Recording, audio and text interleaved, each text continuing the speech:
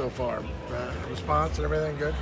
It's been real good, and it's really been heartwarming to be able to get out to these areas that were devastated and still are having issues with the floods. And I know the people turned out in great numbers, and you could tell they appreciated it, and they really felt that we were quite sincere in wanting to come express our concern and help any way we can.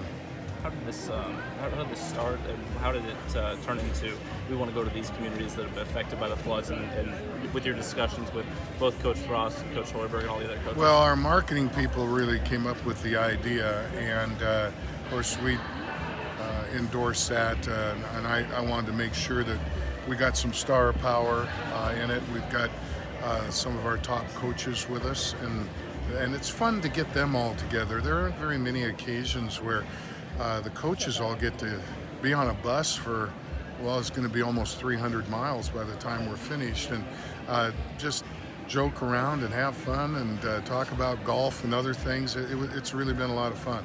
Between this summer doing this Big Red Blitz and last summer with your football coaches tour, how important is it to get your coaches out engaged with the community during the off season like this? I think it's very important, and for myself personally, it's a priority.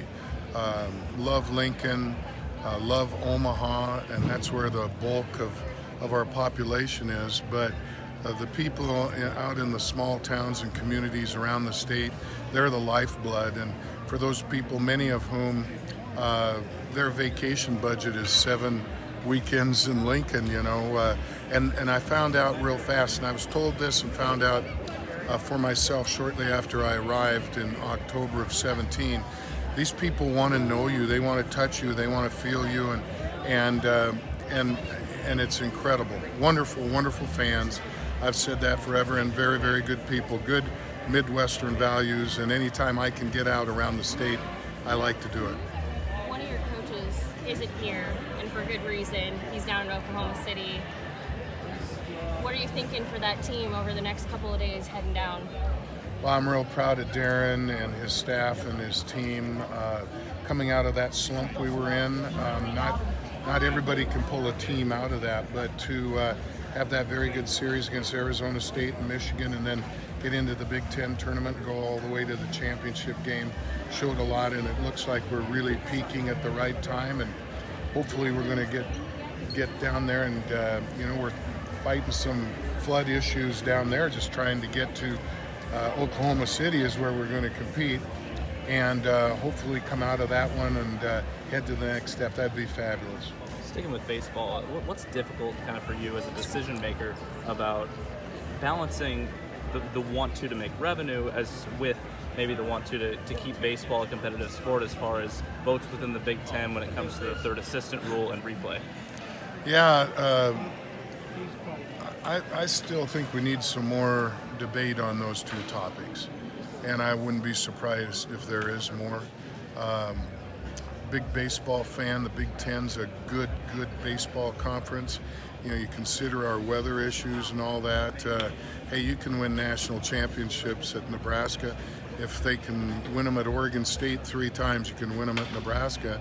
And I continue to feel that we have the right person in the head coaching position to be in that kind of position to compete for championships, and that's why I'm so excited that we're at where we are right now in the regionals and still playing at this time of year.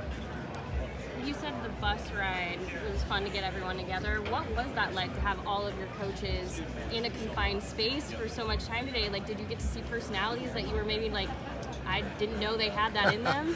No, I know them all pretty well. It's fun to see them communicate with each other. And we have head coaches meetings every 6 weeks in the department, but it's only for an hour. And then, some teams are on the road and it's their season, others it's the off season, all that. But this is really kind of a window where we could get a good handful of them together. As I mentioned, track and field still competing, baseball is still, and we had others that couldn't make it. So it was really fun, and we're going to do a lot more of this. I believe in it, and I think it's healthy for the program, and kind of a little bit of a diversion from the day-to-day stresses of being in intercollegiate athletics these days.